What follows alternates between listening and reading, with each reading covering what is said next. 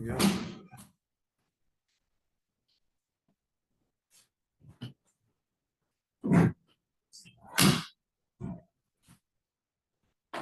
Good evening and welcome to this workshop, right? Okay, of the Reedfield Select Board and the Budget Committee. If you are able, would you please join me in the Pledge of Allegiance?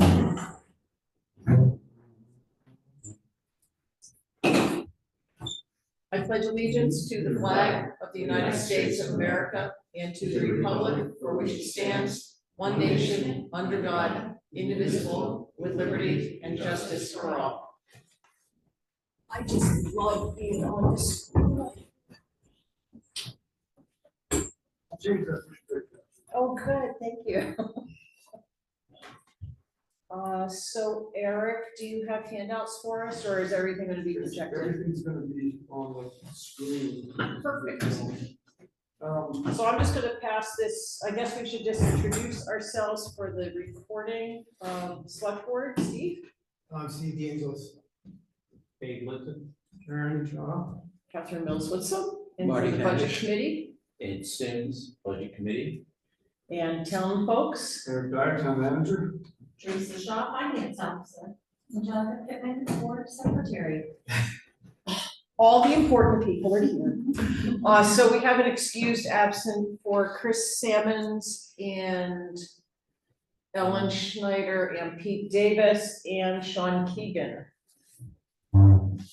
So there we are. And we're gonna pass this over to Eric. Our intention is to go through the write-up parts of all the capital accounts first, and then dive into the CIP, and we're looking to try and do this in an hour. So we want to be as efficient as we can. We just went through all of these write-ups last year several times, so they should be pretty familiar to everybody here because we were all here last year. Jaron wasn't on the board, but he was here. So take it away, Eric. All right, so I'm trying to get to the screen I need to be. It's a little. Ed, was that exclamation look like, oh, good? That was so good. Okay, great. That was like, oh, very good. These guys are always like, let's keep it short. Let's get it done. So we'll go back to the agenda here to make sure we got that. So there was some time for initially for public, well, first for board comment, staff comment, and then public comment. If it's up on the screen there, if appropriate, anybody has anything else to say. Do you see my little speech up there? There's written down staff comments. Marty or Ed, do you have anything you want to open with? Okay, Catherine, I wasn't sure, are we going through the policy part of this document? Yes. Okay, I will have some comments as we go. Anyone on the select board? I just sent Derek a couple pages by email, and I didn't record it, but then I just. I have, and Marty had said some comments as well, and so whatever we talked about on the phone, Marty has been added to the plan, so great. so hopefully we have a good full revision. Those are my comments. Great. And there's no member of the public present in person. Are there any present We online? do have Rebecca Lambert, so let me see if there's anything in the chat for me. It's there. I'm here, but I have nothing to say. I'm just listening and curious. Well, we like curious town folks, so thank you. Okay, Eric, speak it away. All right, so the next item is the review of the capital reserve, special reserve, special revenue and trust fund account policy. And this is a policy that really came out of discussions, budget discussions, and the accounting structural changes that we went through, trying to improve how we organize information, how we work through our capital plan, how we communicate to the public, how we communicate with boards and committees. So a multi-purpose document. It was first put together last spring after the budget process, because of some of the lessons we learned there, as I have noted. And the select board reviewed and approved the first draft in July of this year. So this is the first time the budget committee has had a chance to really look at it fully. But I will say that the response I've had from folks that I shared with, in the municipal manager administrator world, think that it's a good direction, a good idea, a good solid policy. So the feedback that I received from it, when people asked about what we do to help with our planning and management of capital items, was that it's a good direction. And I certainly found that myself, Teresa and I were working through it to get our numbers together, basically. And it was really helpful to have that policy to go back on and say, well, if we have a question about whether or not this piece of money goes to this direction or that direction, we can look back at the policy and say, oh yeah, it's clearly stated there. So it really does help with those type of purposes. So I'll open that up now. It's attached on the website. So this is the full policy and the appendices on the town website for anybody that wants to look at that. And we'll get that open and we'll start going through it.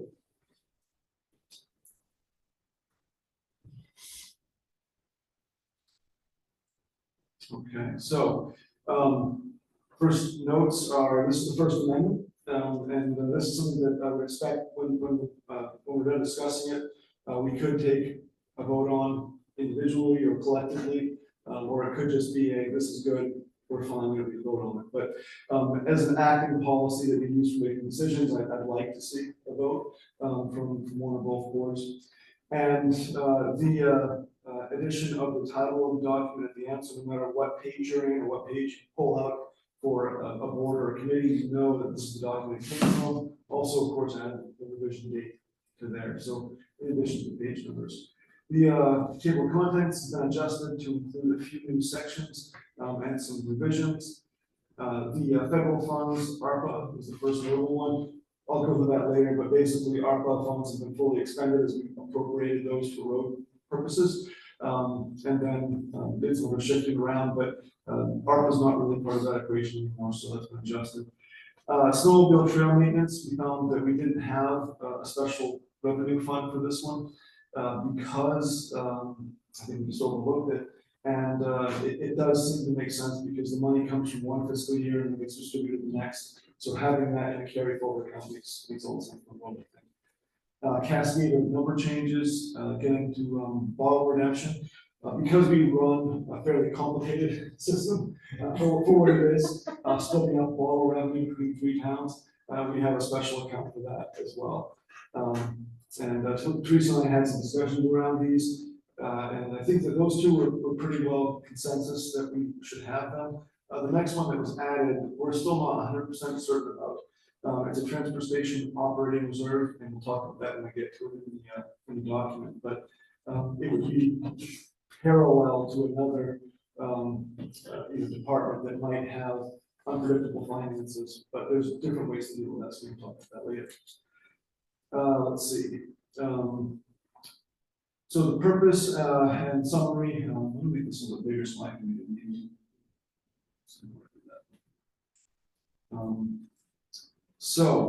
This was a discussion that we had about, Teresa and I had, when we were trying to figure out where money was supposed to go. And we didn't really clearly specify that when we're dealing with operating expenses and reserve accounts, that money that is in excess of or net revenues that are in excess of expenses, we have to figure out what to do with those. And so it seemed to make sense that if we have an operating account, that we should look at the net first. And if it's a net, if there's a deficit, then we shouldn't even consider those funds going into the reserve account, because obviously they've spent more than brought in. But if there are cases where the funds revenues exceed expenses, then we should look at, does it belong in the general fund or does it belong in a reserve account? And there are some things that we can talk about around that.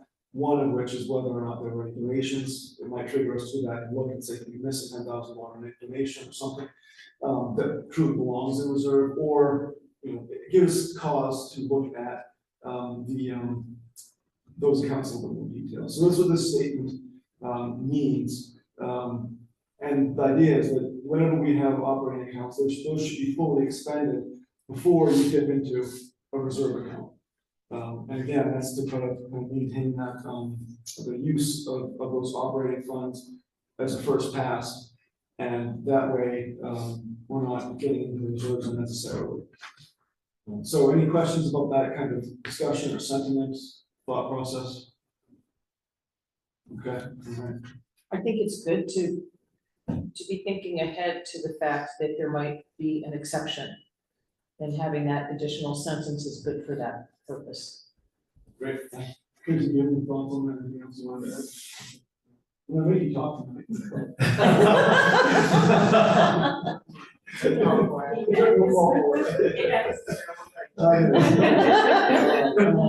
So this is a suggestion Marty put forward, and we talked about where it belonged, but basically it belongs, we think, in the oversight management section, but basically, we haven't really said outright that unless otherwise specified in the policy or directed by the select board, remaining fund balances in these accounts at the end of the year will carry forward. So it was kind of an obvious thing to all of us, but Marty said, well, we didn't spell it out, so we spelled it out. Let's see, he also suggested that we talk about the budget committee specifically in, Can you slide back up just to the last sentence? sure, yeah. And our, is that what you were looking at? That is- Yeah. Unless There's an and otherwise- and an R. Oh. Fund balances are Remaining carried fund forward. balances Get rid of the and. are carried forward. Okay, this is a PDF, so I won't do that right here, but I'll leave it over to Angelica. Angelica will. But I'll remember, 'cause that's pretty.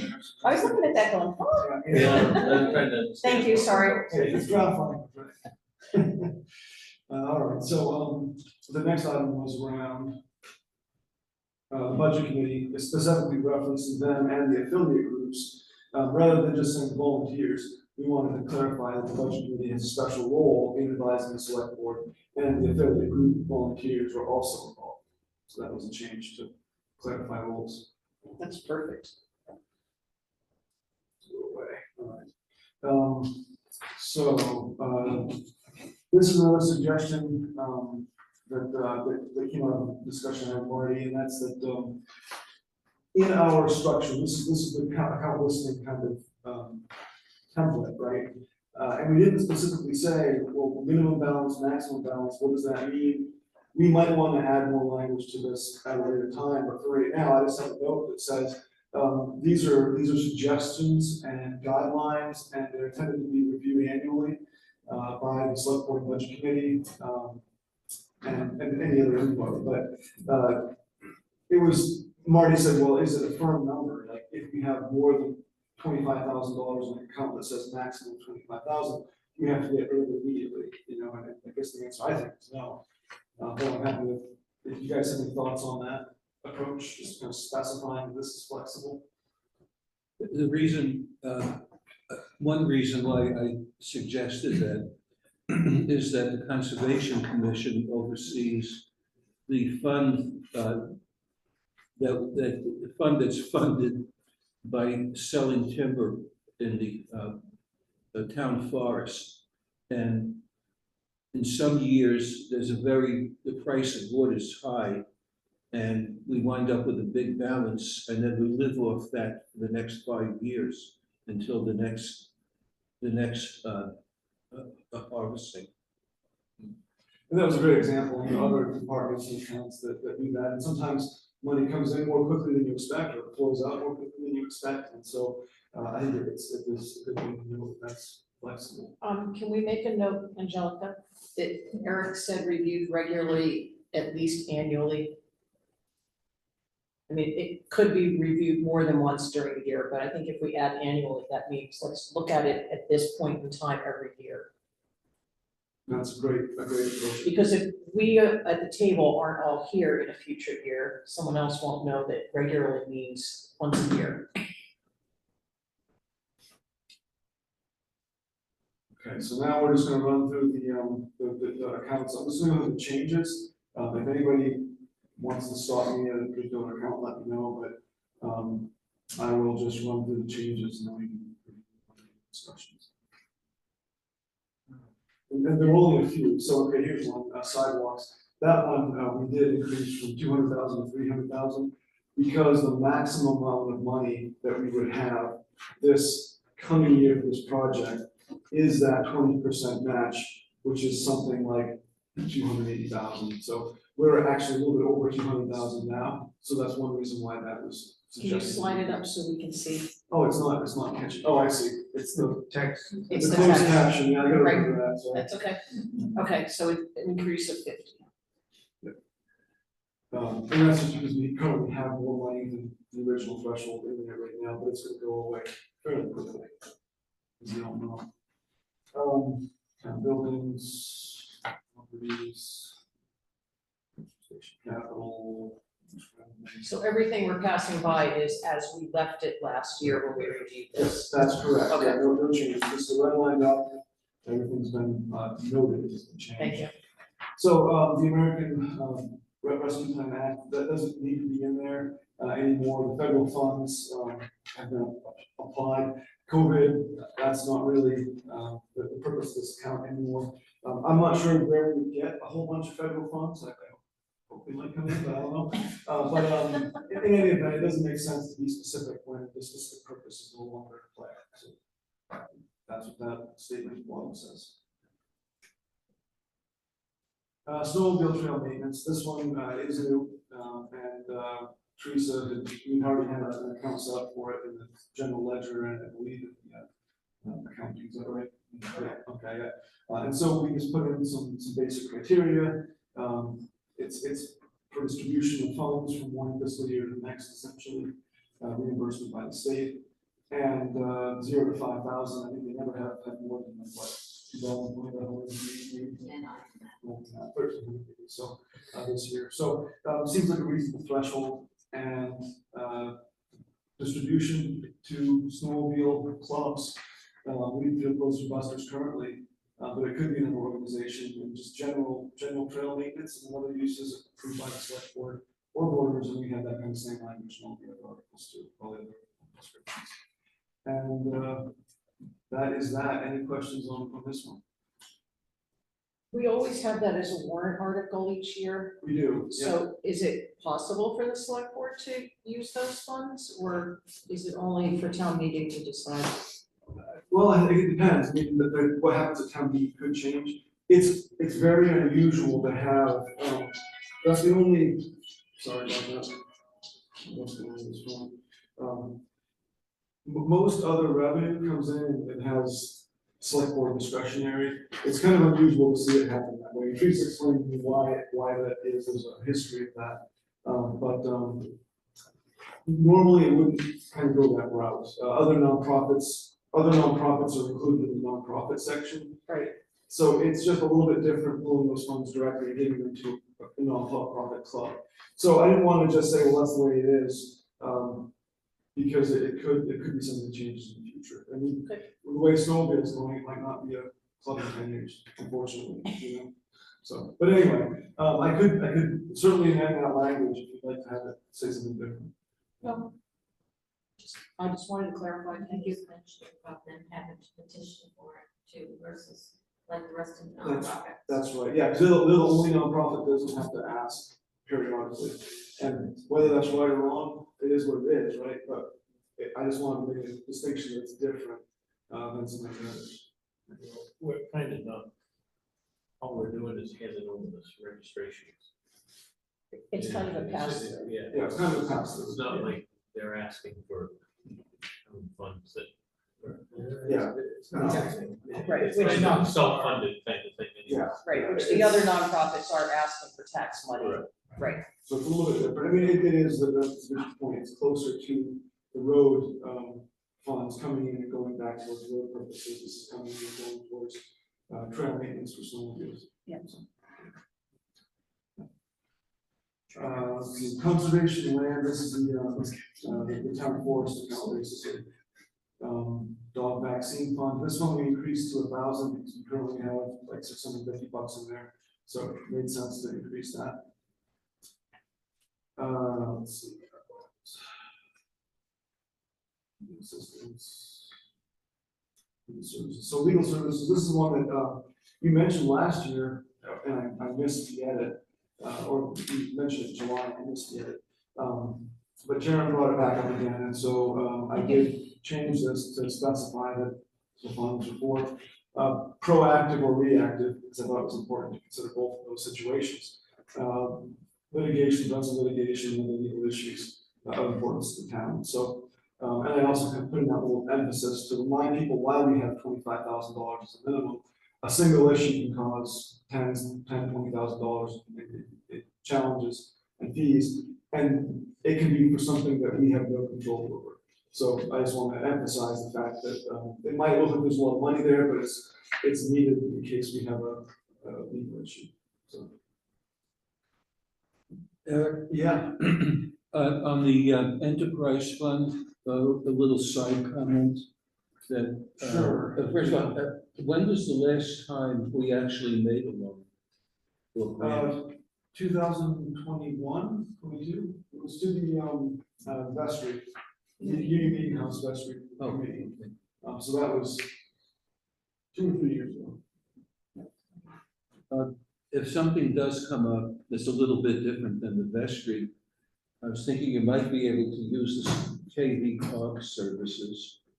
I remember when I was on the board there years ago, they had somebody on retainer who would go out and do all the legwork for you, doing financials for the applicant and things like that. Yeah, no, that's something that we can consider, and they certainly have the capacity, on their board. They've gotten back to where they were 10, 15 years ago as far as their capacity and their staffing levels. So that's a good point, Wendy. Okay. So library operations. This is one that needed a little bit of tweaking because we did have, the library does a lot of things in a lot of different ways. So for being a small department, it's one of the more complicated to deal with financially. We did got money coming and going with $500 grants, $10,000 grants. We've got money coming in as donations that really probably ought to be classified as revenue. But so in any event, I wanted to just kind of specify that program and activity specific uses exclusive of small donations. And so that's, the donations needed to be clarified a little bit. And then late fees, et cetera, which are better classified as standard revenue. So that was the clarification about what really classifies as going into this proper reserve account as opposed to what belongs as an operating revenue. And so when someone has a late fee for a book, for example, they classify it as a donation, but really it's operating revenue. So we just wanted to make sure that that was clear. So if they're holding, I know this isn't appropriate, but they had the puppet show, so let's say that they had been charging for that. Mhm. So what would that revenue be considered? That would be operating revenue. Okay, that would not be donations. No. But the person who actually funded that was a donation that paid for that, so there was no entrance fee. Oh, so I guess if the puppet fee, so this is where we get into the weeds. If the puppet show was funded by a donation, then I would say that the donation was the donation. The revenues from that service probably could go to offset operating. Again, going back to that principle that if you don't bring in more revenue than you spend, that really belongs, that little stuff really belongs in operating. And so if they had a $10,000 donation for a large project, and it was fully expended on that project, then absolutely. And again, in the puppet show money, the $500 for the puppet show or whatever it was, would come in and go out, but anything they charged for it really belonged in the operating side to help Okay. offset tax impacts. Okay, Yeah. I got it now.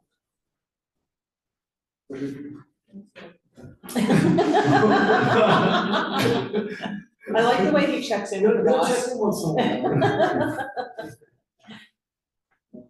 Heritage Days, no change there, open space. This one, no change, but I do hope that the board can consider talking about this tonight, either after the edits discussion or now. I'll leave that to you guys when you want to talk about it. But there has been a lot of discussion about how much money should be in the account, what can it be used for. The answer, in my view, was kind of provided in July when the select board approved this policy. That says that it's available to support open space in Reedfield. It's $50,000 to $250,000 for the threshold maximum minimum. It's funded by appropriations, donations, and grants. And then the specific uses are pretty clearly outlined. It's one of my notes here. There we go. And that it's only for municipal owned property, or easements or purchase of property, physical maintenance, things like that. So I think the answer to your question is here. And I think it would be good for the board to either say, we're good with this, or we want to change it. But I think that this might avoid some of that conflict and confusion around what the role, what the purpose of the open space committee is versus the select board in determining how those funds are used, because it really is a select board, I guess, purview, the way we established all this stuff, right? So, I guess I'll stop there and say, and again, the priority would be for,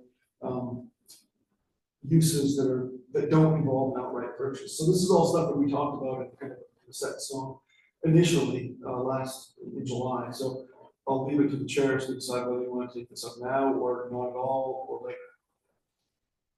I'm happy having a not really long discussion now. Is that all right with you, Marty? Shoot, second. Eric, you mentioned the word municipal, and if you can slide down a little bit, so we can see, yep, in there. Generally applicable only to municipally owned open space or easement land. So does municipally apply to all of the other things? All of those other bullets? That's kind of up to you, because it depends on what kind of comment you have there, right? But I think that if the town is interested in purchasing land or purchasing easements, then those would be municipal. I think the intent there was to say that this isn't to go and do something on someone's private property, basically. Then I think maybe we ought to add that. Then we don't have to say municipal on each bullet, we can just say the intention is not to be used on private property.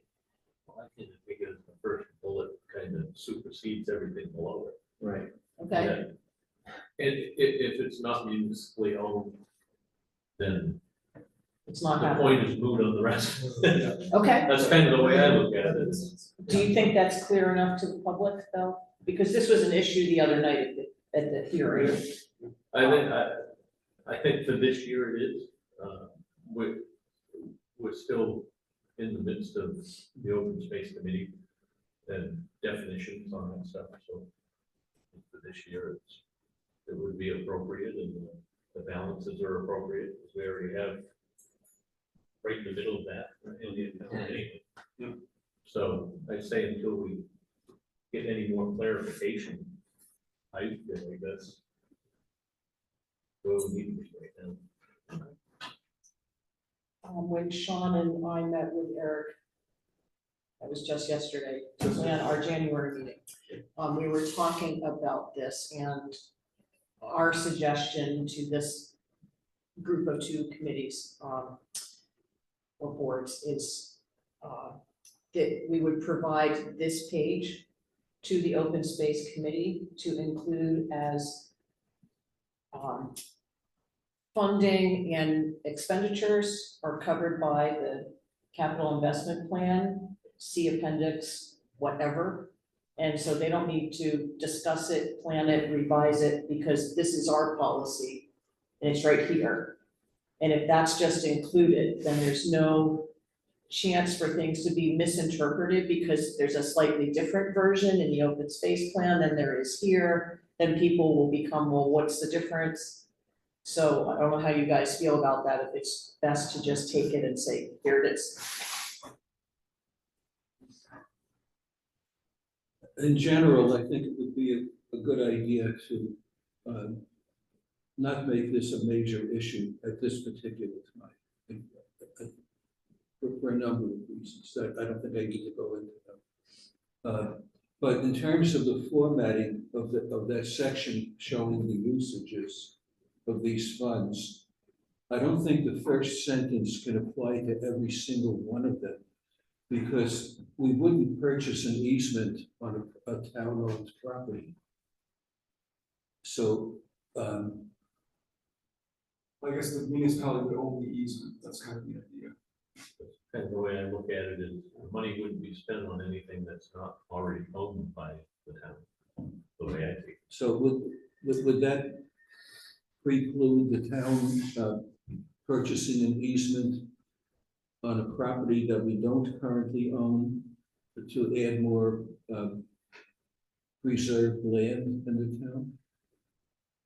And that this would be just like a maintenance kind of fund? That's the way I take it now, but we don't have a definition yet either. Right. We're still waiting on The definition of, open space altogether. I mean, that's the reason why, we have, well, we do have the definition. It was printed out the other night for us. right? But we have a committee designed to clarify that, correct? Isn't that what we're doing in the open space committee? Right, but that's what they came up with, so unless something major happens, that's what they're gonna use as their definition, am I right, Jared? You sit on that. It may change as they update the open space plan, and to me, that's kind of really the focus of their charge, is updating the open space plan. And the definition is obviously a large part of that. That all makes me think that this should just be fine right now. Yeah, I think we need to wait for the open space That plan we're to on right now. work on. I kind of feel like we're holding too much stock in definitions on this document, because the way I look at this is just a tool to look at year to year and say, you know, this is minimum, maximum, why do we have that much money in the account? Do we need to put more money in the account, or if we've got too much, then we don't need to raise any more, why do we have more? That's the way I look at this document, not like a set in stone. Right. Just a working tool. Right, but I think it's important to keep the funding part where it is, which is here in the capital investment plan. And not put it into the committee at large, especially where it's an ad hoc committee that's only meeting for a year. If you look at the charge, there is absolutely nothing about expending town money or funds or. That was not part of what they were originally, you guys, I was on the board at the time. It wasn't, but like I said, ultimately, that is the question that arose. And the whole reason for the committee is, what are we doing with this money and why is it there? So it might not be in the charge of the committee, but ultimately it's very closely tied to it. I think it's these two folks that Right. make that decision. Once they provide that report to us, we can read it and say. Read the budget committee and the select board, say, this is appropriate, or this is changed, or. I agree. Okay, so I think I'm hearing that we all are pretty much in agreement, and we'll make clear to the open space committee that their charge is not changing. It did not and still does not include funding issues. Just include this page in your report, so the public reading it understands what the funding is. You know, this is the layout.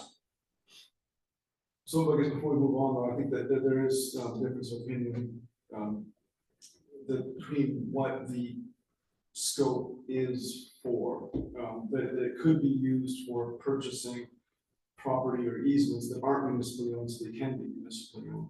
I think that's something that I didn't hear everybody either agree on or not agree on, or because I don't want to have this go out without that being kind of a certainty, right? About what does that mean? Is municipal covering everything, or is it just, or is this limited to just currently owned property, or is there the intent to have it be applicable to purchasing easements or property outside currently owned stuff?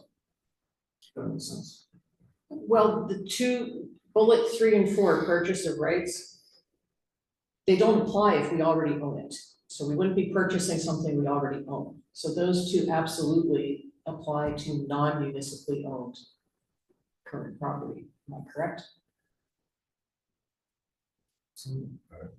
And then the others are, it doesn't matter. I still think we're waiting on the open space plan update. So I think you're right. I think we gotta- It's good enough for now. I think we gotta read Yeah. that and then make some decisions based on what that says. Right. That's kind of where That's kind of the way I look at it. I'm not gonna argue bullet points of something that's not finalized. When we get to the point of approving or not approving something, then that's the place to do it. We can fix it from there. Recreation also needed a little bit of clarification. We did kind of talk about the infrastructure, but infrastructure can be a little bit vague.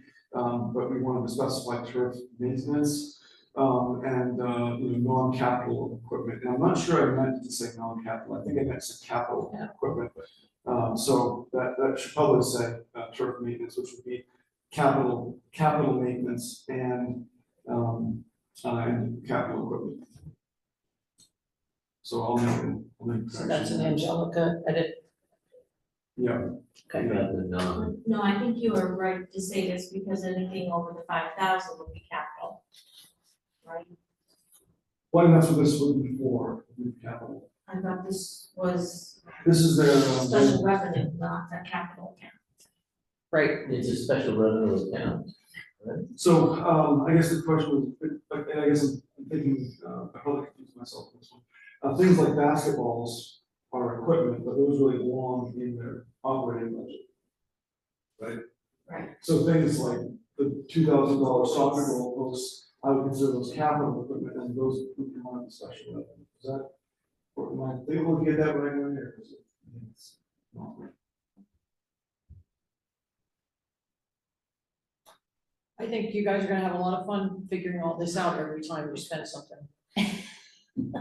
Well, it's usually pretty easy, but then we get to these little kind of peculiarities and we have to figure out where they go. But, I'll just say with that non probably I don't do there. Because if it's non-capital, it belongs in operating, this is an operating, so we'll start there. And then again, net expenses, the idea that, revenue that comes in, if you have a $20,000 expense item for your department and you bring in $5,000 in revenue.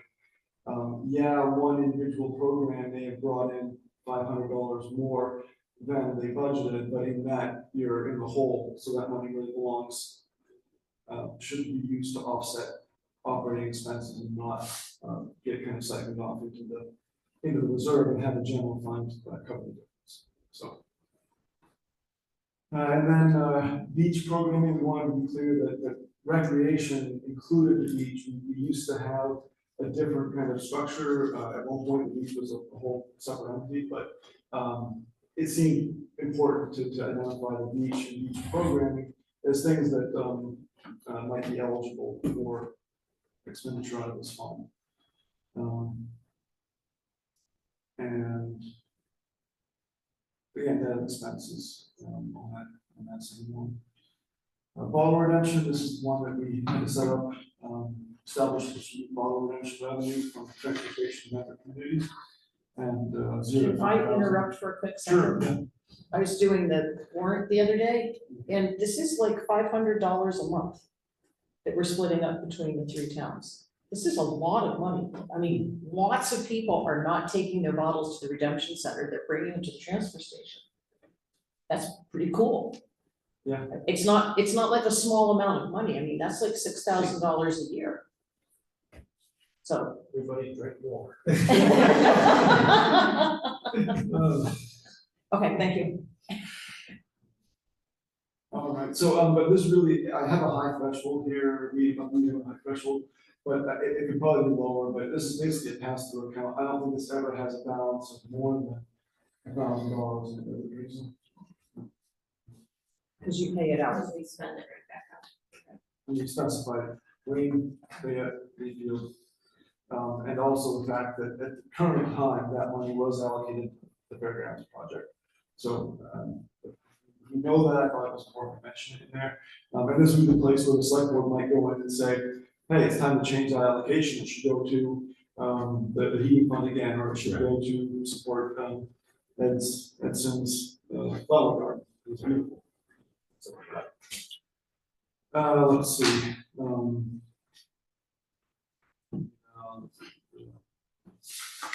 transfer station operating, so this is one that we're not sure about.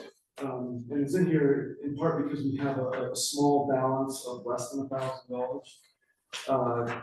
But the way the transfer station works, we have the total operating cost, and all those costs are prorated based on the valuation of the town. So we get 43% of the revenues, and we pay 43% of the expenses. If, for example, the transfer station we have a major equipment failure and our commercial haulers go up by 20% on their hauling fees. And we're over budget by 5%. We don't have any capacity to deal with that other than the select board contingency or going to town meeting.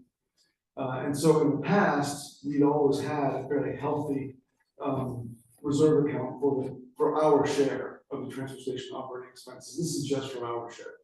But if we're over by 5%, that means our share is over by 5% also. So we have a little bit of money in there. And the question is, do we want to bother having it there? Should we just zero it out and use it to offset taxes next year? Or put 5,000 total in there or something like that and have it available in case something anomalous happens?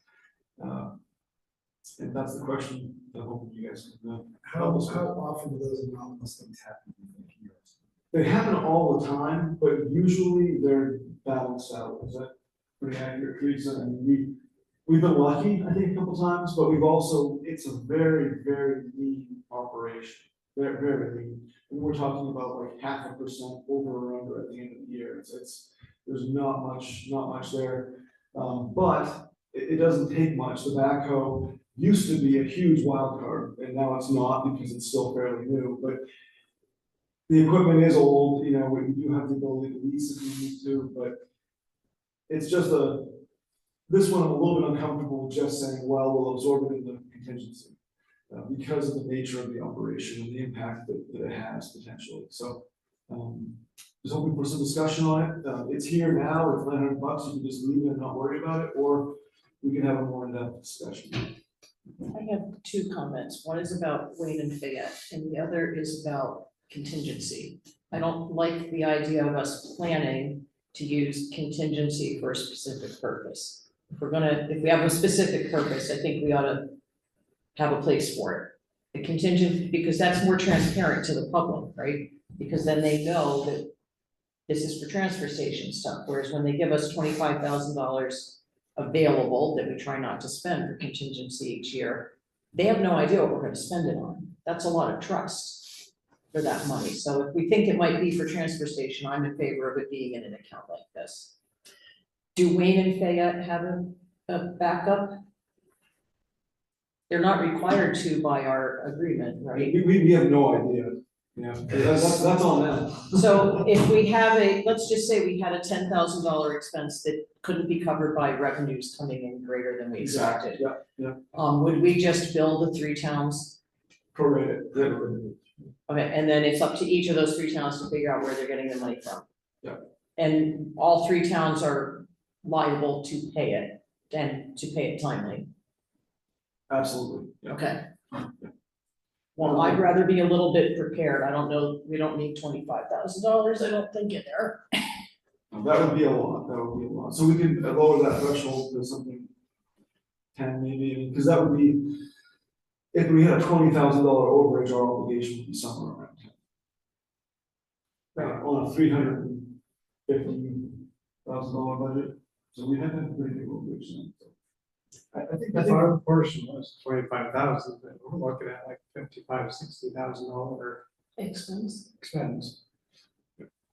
Which if someone, but we have contracts with our haulers, right? So they shouldn't be able to just instantly put up a rate by a phenomenal margin. No, but we do have, they do expire at different times, not always on our budget cycle. So there's a little bit of uncertainty there. I don't care if you leave the maximum at 25,000, but I don't want to recommend putting that much in there. I mean, if you've got 900, I'm fine with us putting it up to 5,000. Because we know it's not going to be spent on anything else, right? It's only going to be on transfer station. Anybody else? I would agree with that. I think that's a reasonable amount. I think we should have something in there. And what you said, Captain, about making sure that, you know, it's clear to people that if something happens, the transfer station equipment is gonna come out of the transfer station. There's that. It's not a giant amount of money, but it seems like it's a good idea. All right, well, I didn't hear what you're saying, Kevin, but not putting that much in, so I'll just, unless there's objection, I'll put that 5,000 to 10,000, because I do think that makes more sense. Because $20,000 overage would be almost 8% on our operating budget, that's a lot, so. And that way we're not putting too much away in the future, if we're not very stable. Right.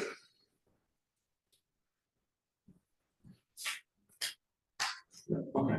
Any questions on the allowable uses? All right, good. So that answers that.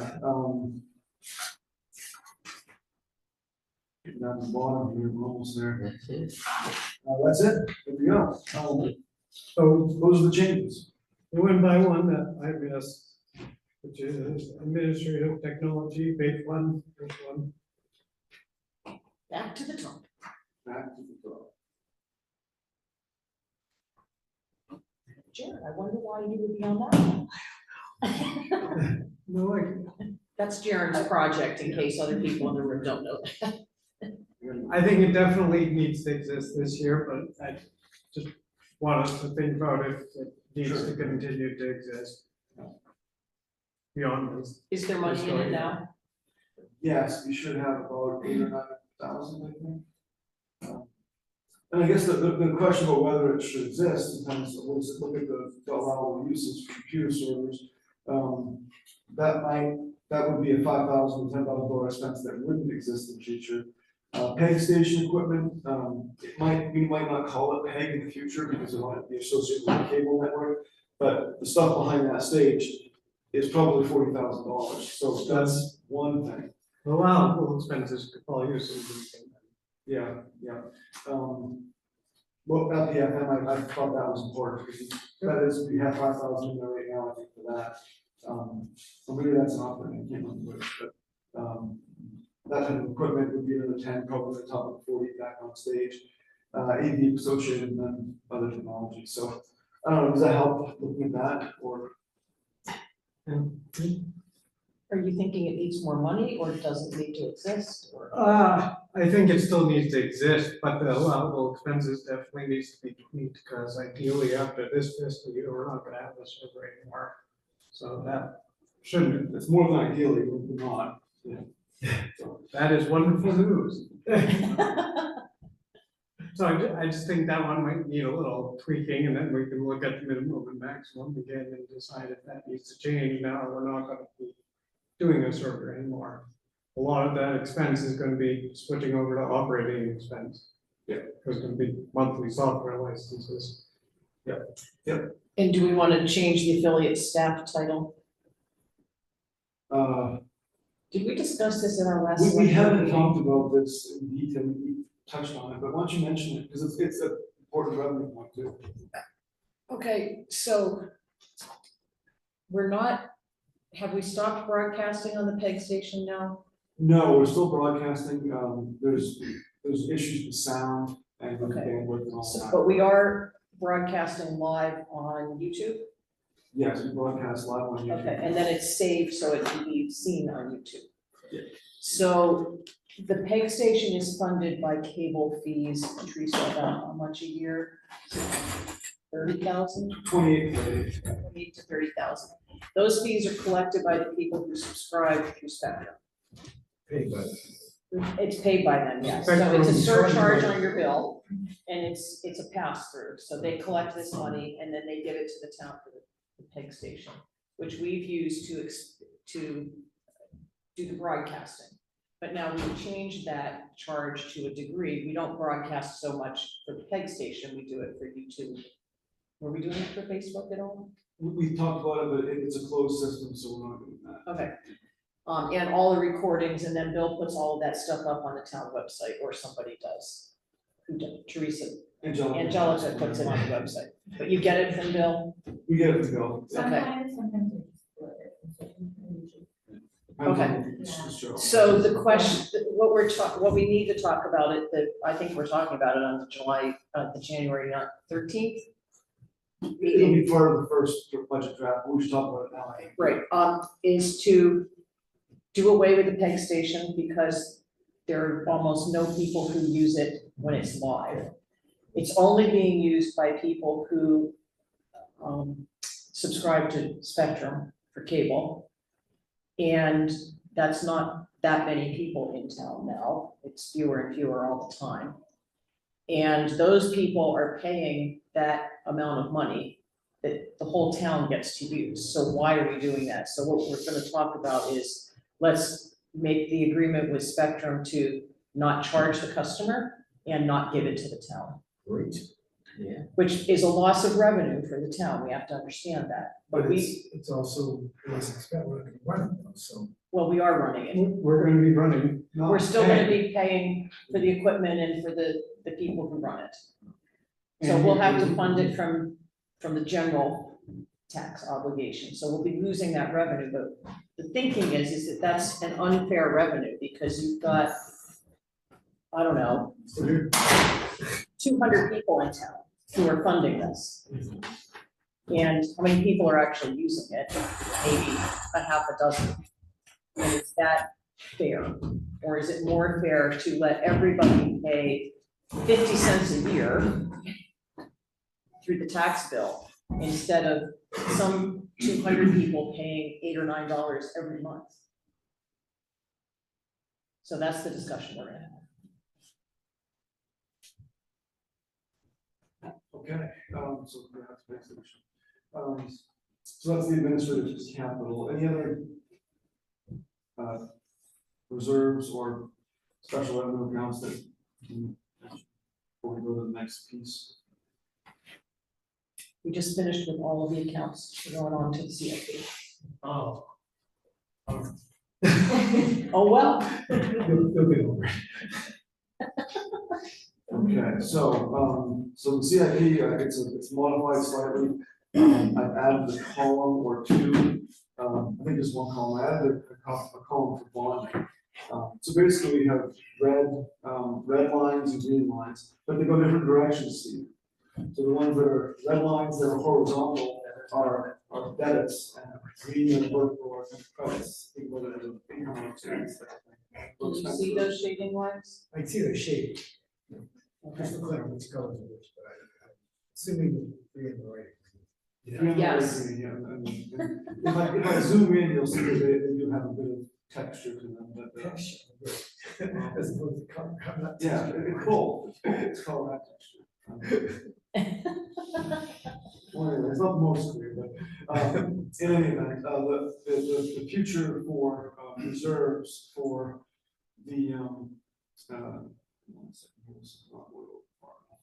We're gonna have to unzoom it. Yeah, we're gonna have to undo it because it doesn't work. Yeah, it's not giving me your transfer station. not giving Yeah. the bars.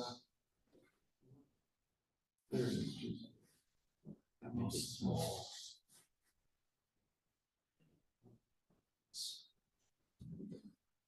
There, geez. Yeah. All right, so cemetery, have put in $5,000 in the reserve, and I'd like to continue that. They have some outstanding capital needs that you are all aware of.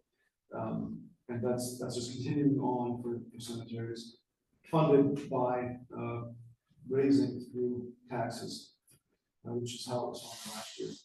The next section.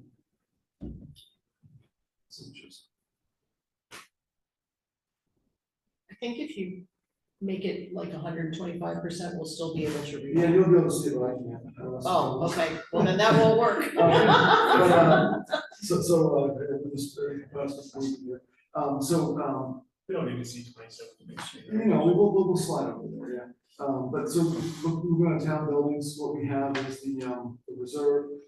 We had only put 5,000 in last year, but that was in part because we were, I think, taking a break from spending a lot of money, but we're right back at it. And we need to be putting in money for future expenses, so I'm gonna recommend we go back to that $25,000 level for the general reserve, which is what we had passed. $8,000 is recommended for heat pumps for the second floor of the stage area. And Jared had a question about the furnaces in the town buildings, and when those might be replaced. And that's a complicated answer. I don't want to go into all the details, but basically this is an old building with about 4 different parts to it. And we've got central air in one part, we've got forced water in all of it. We've got forced heat, or electric heat up here under the stage, we've got all kinds of stuff. We've got heat pumps up here on the stage, we've got, yeah, like I said, central air in the bottom half, where the main offices are, but not in the other half where the main, small meeting room is, and the code offices. So the furnace, does a lot, but what we really need more than, I guess, that discussion is how we're gonna change everything over to one or the other. And is it even possible to retrofit, say, forced, air, right, for HVAC, which is what would be ideal, because then we can have heat pumps do heating and cooling. That's, I think, the direction we need to go and be really solving this question. But it's more than just, I think it's more than just the furnace, whether or not that can be replaced with something else. I'm not sure if that helps, Sharon, but. You still need to have a backup. I guess you don't because you have a generator. So Yeah, you're, we I do. guess you're all set. Yeah, although I will say, running the heat pumps, during that major outage we had last year in December, drew our propane down way faster than I ever did before, but that's because those were new, we hadn't had a major outage before that. But with our line now, kind of the main line, we're not gonna have a 5-day outage. Hopefully we'll have a couple hours maybe, but in any event, Well, I agree with Jaren. I mean, I would look at, if you're looking at that boiler of 40,000, It's a lot. that's a lot. That, yeah, Yeah. I would suggest that you have that for 27, that's coming up pretty quick, because this is the 26 fiscal year we're looking at. Yes. it is, so I guess. So maybe we should look at having have somebody come in, have a couple vendors come in and do an evaluation of the building, look at what we have, and give you some ideas of what we're gonna need. Yeah, that's a great suggestion, that definitely should be happening, and, I'd say that during fiscal year 26, probably the most appropriate time to do that. Right. So we- And they should do that at no, we shouldn't have to Yeah, pay for that. I can do that. Yeah. I think there's still efficiency main credits out there. There is right now, which I- is great. I did talk to them a little bit about, efficiency main, about our situation. They said that we more or less will need, if we're doing what I think we're gonna need, we're gonna need to have, something similar to what they put on the roofs of large buildings. But that's gonna have to live outside, because we can't do 8 or 9 mini split heat pumps, or we could, but it would really be a problem for the building, I think, to have all that hardware hanging out of it, and it just. Anyway, that's one of the options, but, the more likely solution is a centralized unit, maybe in a screened off area out back, or. It's gonna happen. It's gonna be an interesting one, so we'll keep working on that. The library, parking lot, we still have that scheduled. I did move that forward into this fiscal year. We don't have a lot of money in the building reserve. We've completed that quite a bit with a lot of the work on the library building, stuff that's happening with the town office. So when we get to the reserve balances, we can talk about it, but I wouldn't be, we've gone a long time without it, it would be nice to have it, but I just don't know if it's much more of a want than a need, and, I'm not sure it's the right time. But, it's in there now, and it's part of the plan as we speak. Didn't we already appropriate that money through town meeting? No, we appropriated money for building reserves generally. It was, I think, talked about as one of the possible projects, but town meeting doesn't vote on individual projects, they vote on the money to go into the reserve. Okay, I guess I'll go back and look at that, because I was pretty sure we had listed that out as one of the items. Okay, But I guess in any event, we've spent so much money on the library already that we really don't have a lot of money left in our reserve account. So that's the truth, no matter what, but, so those are the things we have for municipal buildings right now. Let's move on to the, let's see, administration. So we have 5,000 for the reserve again. And that's the second half of the low power FM equipment that we have been talking about. let's see, so.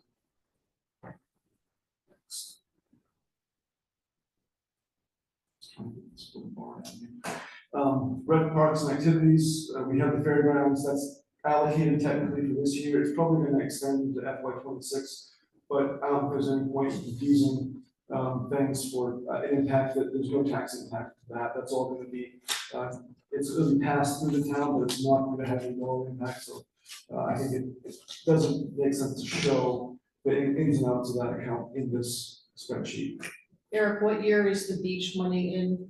I have that in 28.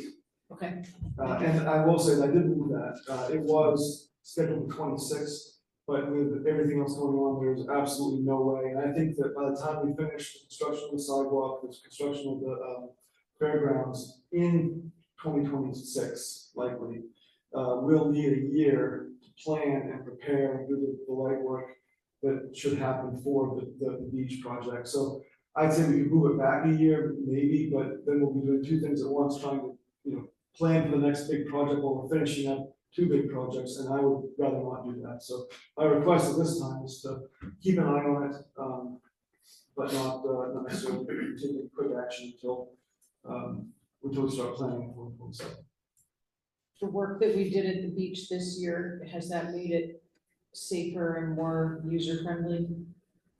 Yeah, I mean, all the things we do, it's gonna be a stretch for those buildings to last that long, but they've lasted so far, and, I just don't see, the capacity necessarily to jump into another, what could be, let's say $130,000, and that's just a rough estimate. I think it could be more if we have the picnic shelter replacing the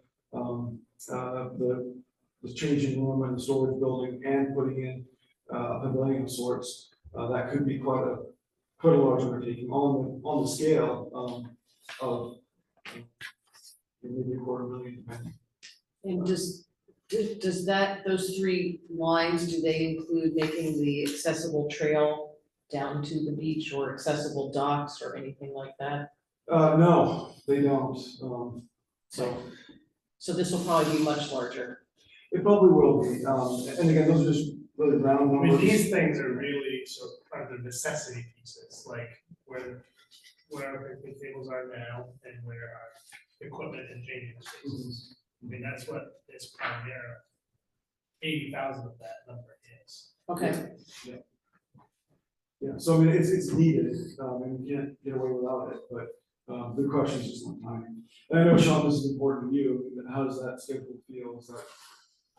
I haven't changed my opinion, we have to finish what we're doing and doing those things well Yeah. before we consider. But Right. I do believe that the beach is a focal point of the town. A lot of people use the beach, and it should also be in good shape. But We'll just keep putting the paint on I mean, I think the roofs, for a I couple more years. think those roofs will probably save those buildings. Oh, absolutely, For yeah. sure, for many further deterioration for a while, and it's just gonna take a big storm to blow something. So that's what that will be, what, Yeah, I can do it. it'll be a storm that destroys it, and then we'll be like, okay, now. thank you. Okay, so, moving on to roads and infrastructure. This is where things get very, interesting. Well, it's, like, couldn't laugh at it, don't cry, but, we're at a point now where we've been following our paving schedule for many years. But our paving schedule is a maintenance paving schedule, it does not contemplate, major road reconstruction, because we did that once. And you shouldn't need to do it every time you do a paving cycle. However, we found that a couple roads, for whatever reason, probably no fault of the person who constructed them, probably no fault of anything other than, well, two things, changing climate, Dave and I were talking about this morning. The freeze thaw cycles we're going through now are horrendous, and 4 times what they were 20 years ago. So we're seeing a lot more working of the asphalt and the base underneath it. But we're also seeing areas where just, for whatever reason, like Lane Road, for example, or Church Road, where the base, because of the weight of the vehicles, or the condition of the base, has either failed or subsided. And so we're having to do reclamation. So when we did that Church Road project, we probably spent twice what we had originally thought we would. And now we're looking at Lane Road, which is, we have slated for about 190,000, I can't remember exactly what. We can look at it later, but, that's just for 1 inch overlay and shed. And that surely isn't gonna cover the cost of reclaiming half of that road, which is about what we'll have to do to take care of the ruts that are getting close to 8 inches, and that's no joke. It's funny, because they haven't really cracked or blown apart, but they've just settled, so we have these kind of troughs on Lane Road. And we're seeing it with a few other road bases, so it's not gonna be something that we're gonna continue to have to address more than just maintenance paving. So, the $300,000 number is an increase. I'm not sure that's enough. But what I can say also is that if we're trying to do the salt sand shed project this year, which I think that we are, we're trying to work through that so that it can happen in FY '26, because it's a priority. We're gonna need a bond for one or both, or one or the other. But what I'm getting at is that, the $300,000 for paving won't really cover all the paving that needs to get done. So we're probably gonna have to bond some for paving, and we're also going to have to likely bond some for the salt sand shed, which I have plugged in at $500,000. That's a very rough number. We're meeting with the engineers for the first time tomorrow to have a bit more of an in-depth discussion about the site, but these numbers will absolutely change. The road committee's looking at these and helping out with scheduling and planning, but there's just a lot of things coming together, and we have, 500,000 in the reserve right now, I think, or maybe close to 6, a lot, but I stepped in at the start of the year, probably drawing to do 150. So in any event, where we have a fair amount of reserves, if we were just doing maintenance paving, we'd be fine, but we're not. So that's the story on the paving schedule. I don't want to belabor it, but I want to make that point and let you know that when we bond for the salt sand shed, or a portion of the salt sand shed, because we do have a couple $100,000 in the reserve that needs to be applied to that, then we're also likely going to need to pull a couple $100,000 for roads, maybe more. So. Well, the reason we have good roads in Reedfield is because we've been paying attention to them and we rebuilt them all over a period of like 15 years. And I don't think people will want to have us let them go. So if the 300,000 isn't realistic, it would be good for the road committee to give us the realistic number, because it's gonna be what it's gonna be. And I'd rather see that we need 375, or we need 325, or we need 400, than not see it, and every year, well, now we need another 200. Well, this year we need another 300. It would be, I think it's just better for us to have a bigger number. It's realistic, because things have changed. Agreed. And so we'll have an RFP going out in January that will address the Lane Road question, and likely a few others that are part of our current and future, or current paving schedule. Future paving is a little easier. It's a much better condition. But yeah, so we'll have that information for you. Will change. Because we don't want to go back to being our neighboring towns and have our roads a wreck. No, and the last thing I'll say is we've got a small $10,000 allocation for paving in front of the facility, but I expect what we'll end up doing is once we get with the engineers, we'll just include the paving of that area in front of it as part of that project cost, so that number will go away and be wrapped up into the actual project cost of this all sand shed. Let's see, so moving on, next one. This must be transfer. This is transfer station, yeah. So things are looking a little bit better here. We have some things currently proposed to be expended this year. But looking forward, we're gonna have an interesting run. The lease payments basically for the compactor, and then the 14,000, that's what we put into reserve. That's what we put in to help offset future costs. And again, once we look at the reserve balance, you can see that we've got a fair amount of money, but we've got a lot of things coming up that are going to be sizable. 2027 is a heavy year for expenditure. And if I follow the lines over, we have roll-off containers. That one we may be able to defer because we don't really buy roll-off containers anymore. I think we own one, so. It says two. It says two, but so I guess we, yes. Well, I'll have to look at that. But that basically, it's kind of like the server, it's kind of like the server where, sometimes it's better than nice to own. And that's probably where we're headed with those roll offs, so I'll, Eric, the Confirm. estimated cost column, yes, is that the total or is that the Reed Field share? that's the total. Okay, so we have, so when all of us are looking at these, you need to take whatever's in the Reed Field expense, and it's going to be double that essentially, when Fayette and Wayne put in their share. Well, this includes the full total, so it'd be half the refill roughly. Other way. Or no, the other way. The 14,000 expense, that's a Reed Field only number? No, that's the whole, that's the whole. Even though it says refill only. So it can't say Reed Field only and then not be Reed Field only, Yeah, the no, dollar amount. I You gotta think I change need- one or the other. That's an area. I was working that direction, Catherine, but then you get all the way through my thoughts. Angelica, is that on your list? It is.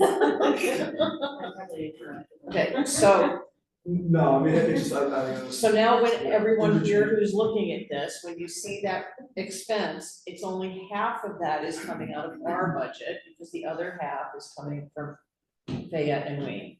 Is that correct? That's correct, yes. Okay, and that's in our, what is it called? It's, the three-town agreement. Interlocal. That's in the local, interlocal agreement, so all three towns put in 8% of operating costs as capital savings each year. And that's just part of what we all pay, so. We don't get to change that amount because it's in a legal agreement. Exactly. So, yeah, a few other items, the building roofs, and the attendant roof, is in good shape, but the compactor building, we haven't looked at that roof for probably 20 years, so probably kind of look at that one too, but that's a small one, that's a, maybe a couple, maybe one square sheet, it's not a lot. Okay, so moving on, fire department, this is really good news here. We are not going to be obligated to buy a fire truck for a very long time. However, we do have a lot of equipment that's very expensive. Jeremy and I were in the fire station this afternoon looking at the IT stuff, and Lee was pointing out the $500 sensors, one of each on 3 bottles of specialized gas that they have to resupply. That's probably more of an operating cost, but they have a lot of expensive equipment down there, and $25,000 a year seems to be a good amount to make sure that A, we don't run short on replacing the equipment on the schedule. B, that we don't get caught short if we have an equipment failure, an engine or a pumper on a truck can cost $30,000 to $50,000 depending on what it is. And also, if we have any extra, as we found out, it's really handy to have on hand if we're trying to buy a fire truck in the future.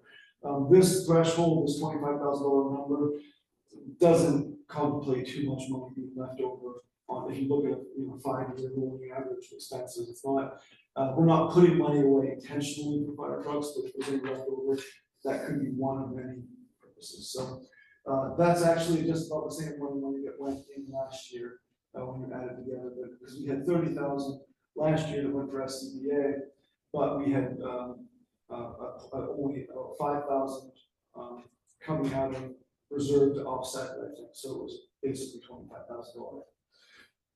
Social fire station, and on we have maintenance.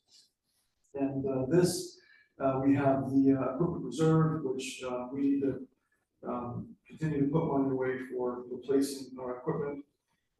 We have the lease for the pickup truck and the dump truck, both, and the dump truck one will be updated. I don't have an exact number from the lease company yet, but I do have to let you all know that I made a mistake. When we sold that truck, I put all the money that we received into the principal payment for the lease. So that is great, that'll lower our lease payments, however, it left us with a deficit in our lease account, which Teresa kindly pointed out to me when we were going to do our numbers. So what I need to do, and we'll ask the select board to elect at the next meeting, is transfer about $11,000 to change from the equipment reserve, which is actually fairly healthy, into the lease reserve to make it so it's not negative. And then we can fund the lease account with only what's needed for the coming year lease payments. So, Eric, yeah, I think I got lost on this. sure. The shaded column is the estimated cost. So no, so the, well, yeah, so that's the 2026 budgeted expense. So Oh, the okay. the furthest shaded column on the left is the expense.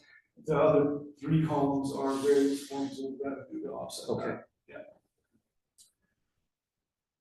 And so then we also have the other two leases. So that really wraps up the schedule. It's a little bit cleaner than last year because we don't have quite so much going on with transfers in and out, and the major kind of funny stuff, not funny, but the complexities around the fairgrounds project and the sidewalk are behind us. Now it's just spending the money that's been allocated. So. Quick question, when you're doing your miscellaneous equipment reserve of 20,000, is that intended to be going towards these other things that are farther down that they'll need in 33 and 32, 28? Yeah, that's intended to be offsetting these things that we're seeing showing up later on. Okay. And also to build up a bit of a contingency in case we have equipment failure, something, something breaks, something needs to be replaced. That type of stuff, so. It just disappeared. Yeah, so this thing. Thanks for joining us. That is- No, I think it's a great sign, but I will tell you, this is wireless, it's a wireless HDMI, so sometimes it loses it for 3 seconds, everybody on Zoom can still see us, but our screen goes down. So when we get our video account, will it not do that as much? It'll still do it because it's that box right there, talking about that box right there.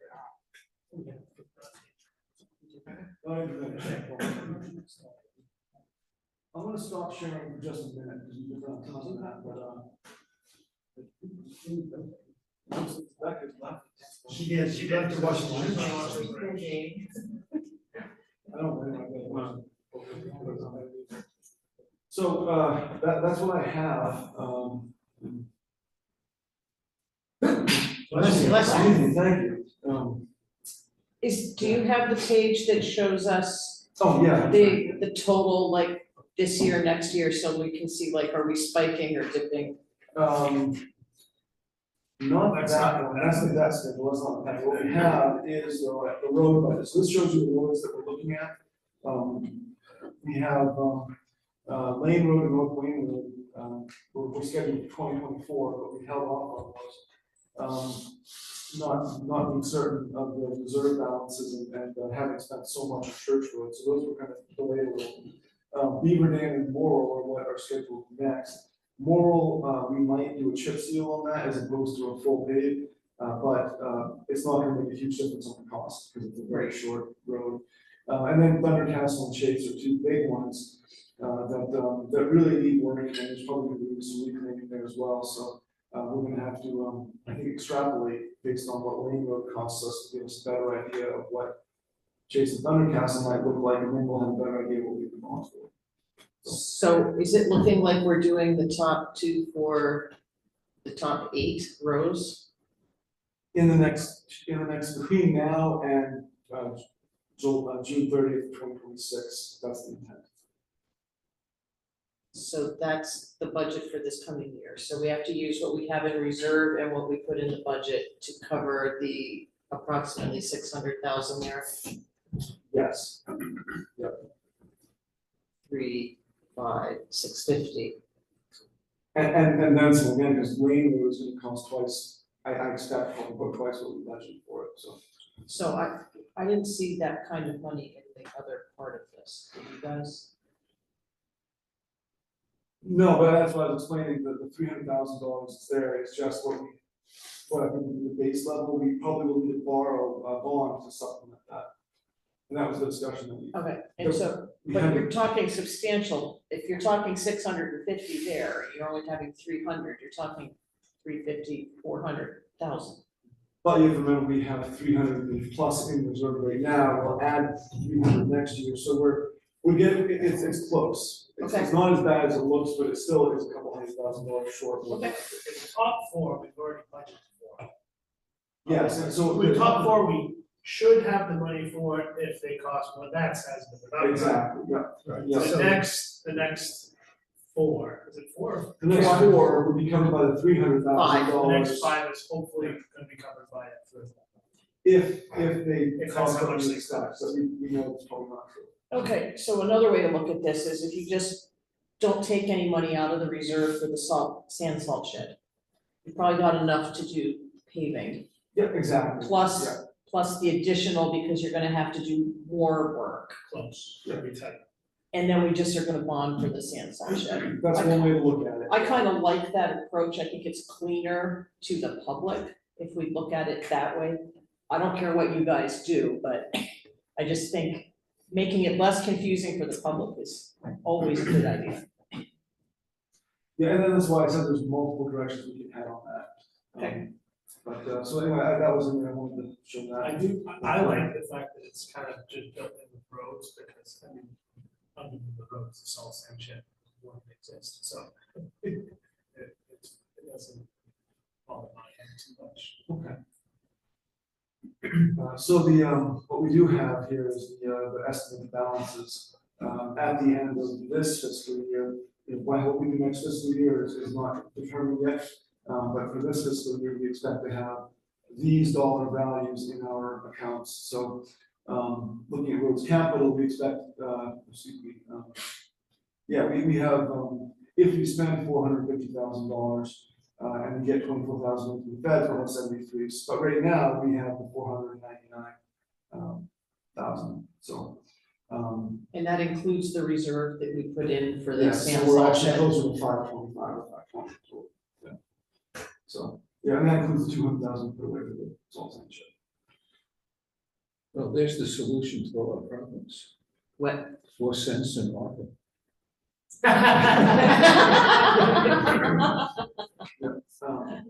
The sidewalk reserve, that's the full, so that's why we looked at raising that threshold to 300,000 to 278 there. I'm trying to think if there's anything else here that's worth noting. Cemetery capital is building up, but they do have rock walls that could cost 100,000 to repair if they were done all at once. Let's see. Town buildings, so that's a little bit better than I thought. We do have around 70,000 there, which is a fair amount, but again, I want to think about that a little bit more, talk about it more once we see what the total budget impacts are of the current capital schedule. And that $5,000 is probably a little bit low for this year. I think that what we have with the roof work is going to be closer to 8 by the time it's done, so we'll probably be really more like 65, but not a big issue there. But that is for all of our town buildings, so worth keeping that in mind. No other septics are on the fritz that we don't know of this upcoming year. Well, we just did the fire station. Yeah. We just did this. The fire station roof's good. And the transfer station doesn't have a septic, it has a Holding tank. tank, right, okay. But this is where things like heat pumps for the town office would come out of, or if we spent $40,000 on a new heating system, no matter what it is, it would come out of here, so. Yep.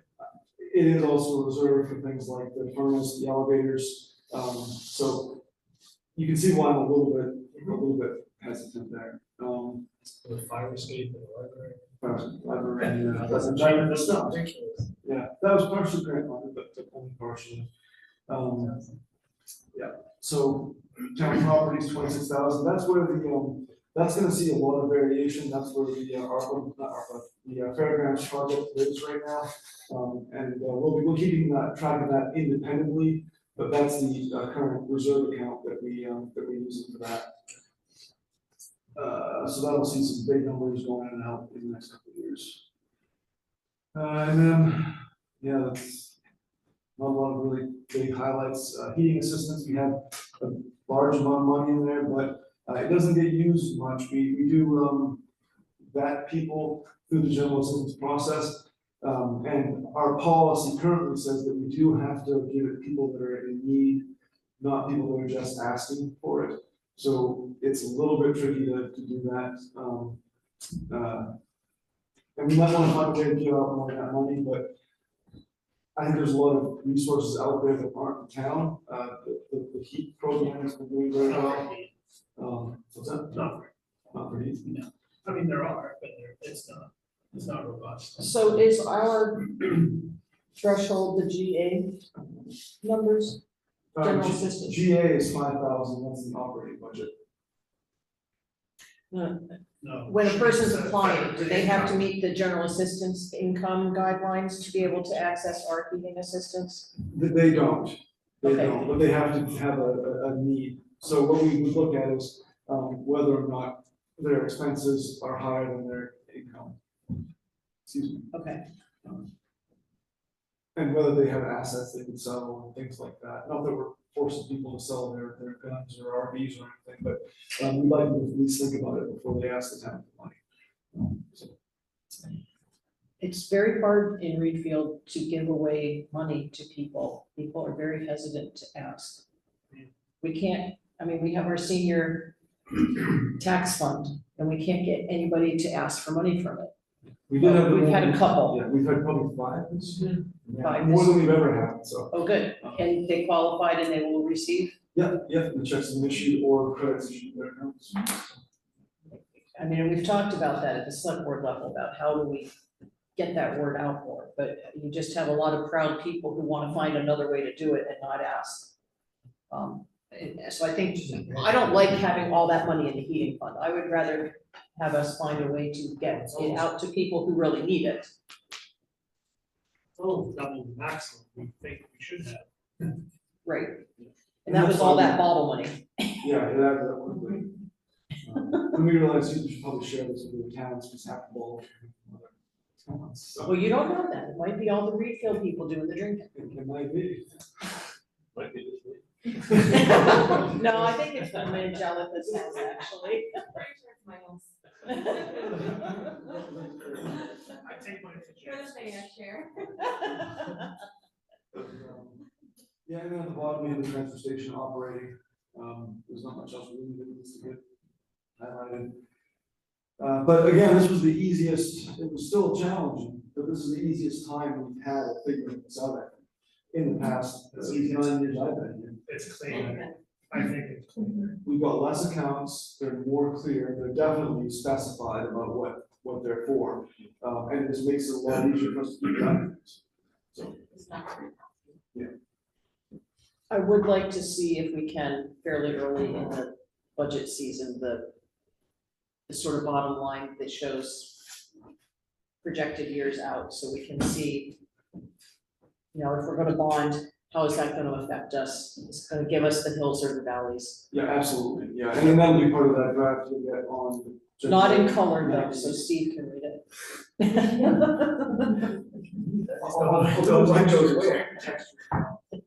Try.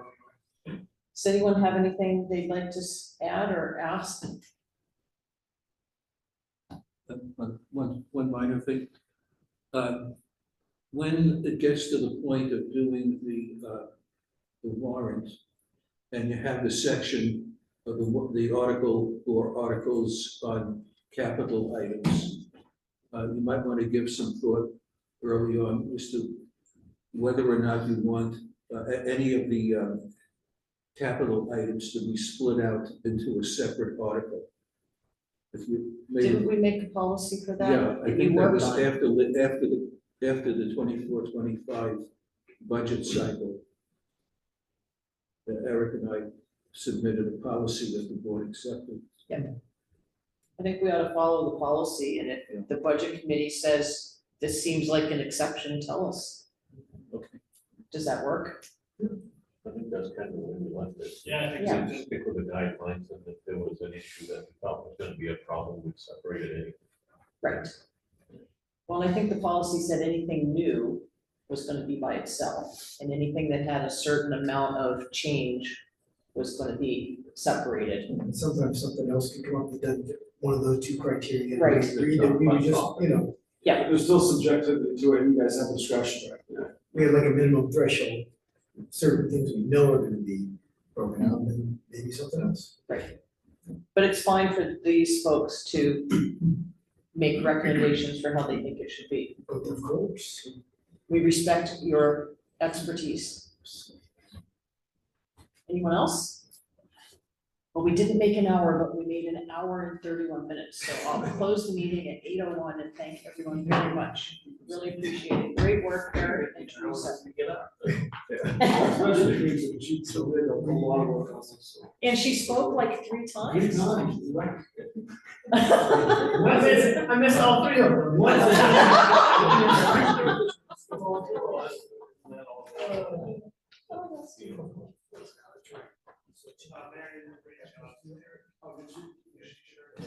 She was practicing the legal walking and at home, and I was like.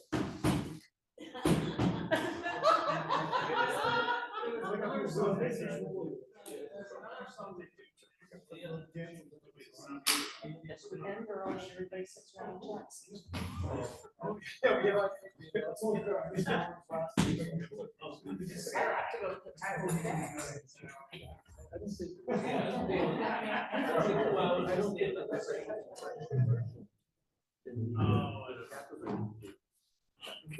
Teresa,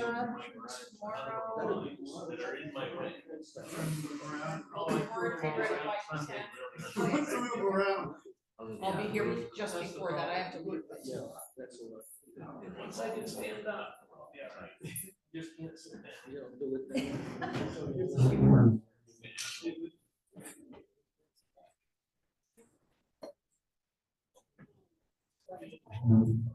Thank you for my envelope, Sean. Oh, yes, told you to make sure. Appreciate it.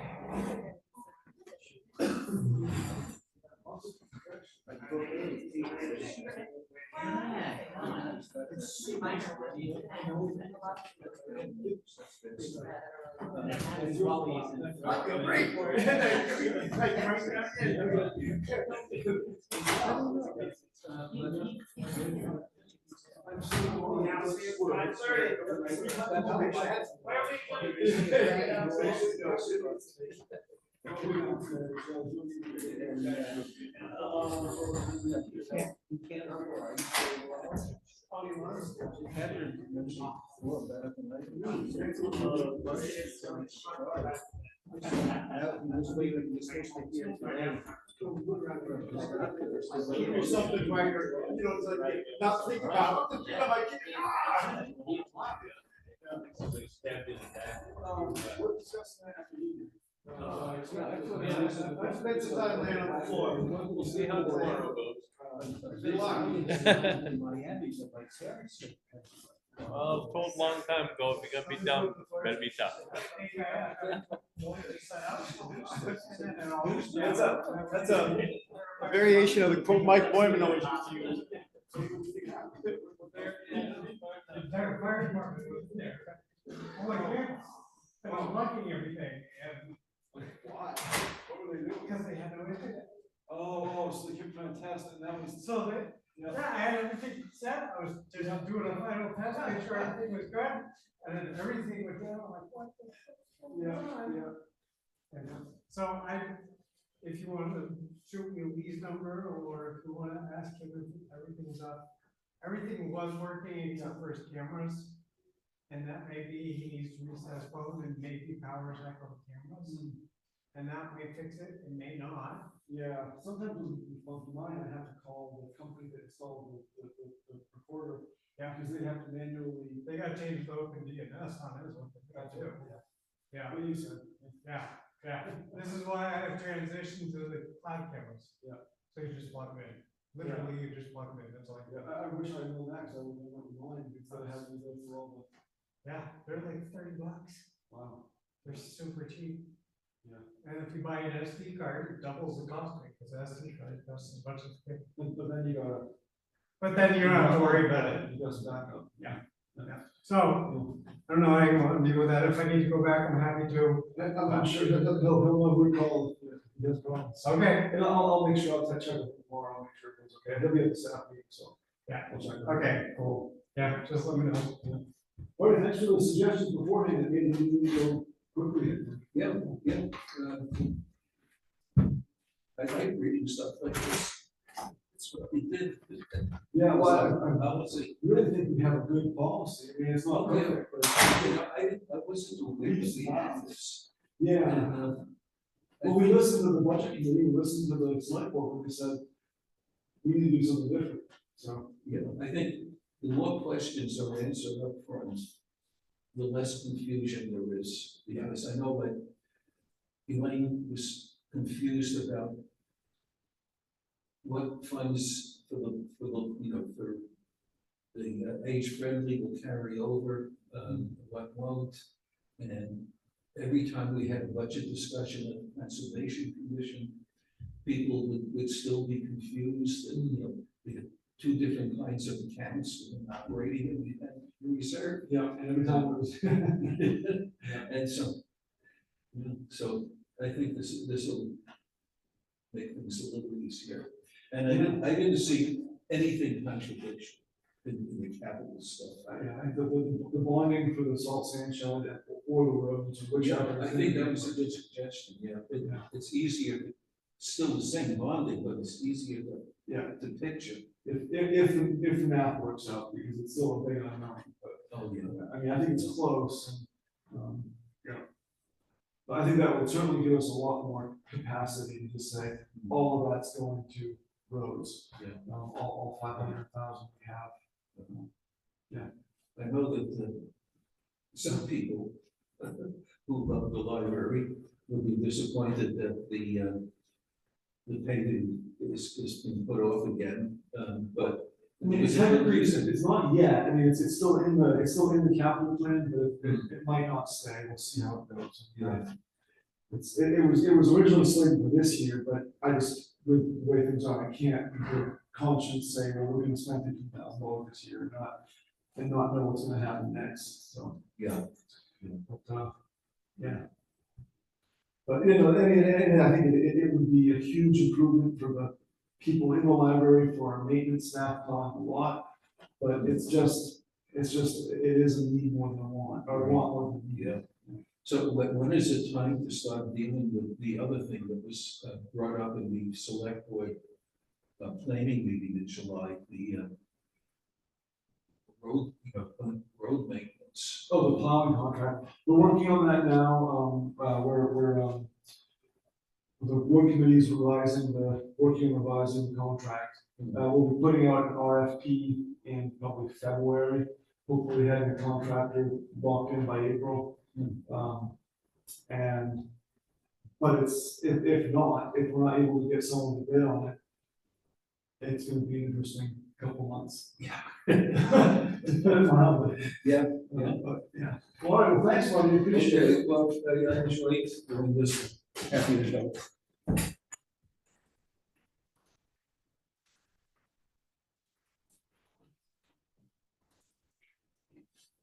Still get home from the lunch structure. Awesome. Have a good night.